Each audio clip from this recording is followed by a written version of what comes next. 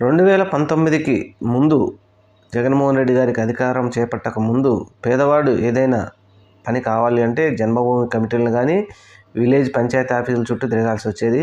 అయితే జగన్మోహన్ రెడ్డి గారు సరికొత్తగా ఆలోచించి సచివాలయం అనే ఒక వ్యవస్థని ఆ ఊరికి ఆ ఇంటి వద్దకే తీసుకొచ్చాడు. ప్రజలు కూడా దానికి అలవాటు పడిపోయినారు. అయితే అది ప్రజలకు నచ్చకపోయినప్పటికీ దానికి అలవాటు పడిపోయారు.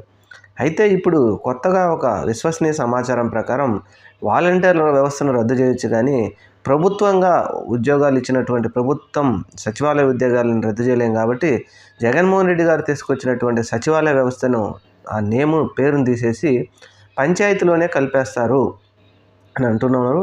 కానీ చంద్రబాబు నాయుడు గారు ఇక్కడ గుర్తుపెట్టుకోవాల్సింది ఏంటంటే, ఒక వ్యవస్థను పేరు తీసేసినంత మాత్రాన ప్రజలు దాన్ని మనసులో నుంచి తీసేస్తామంటే మాత్రం అది పొరపాటే. అలా చేసే జగన్మోహన్ రెడ్డి గారు అన్నా క్యాంటీన్లు తీసేసి 2024లో దెబ్బ పడింది. మరి అది గుర్తుపెట్టు.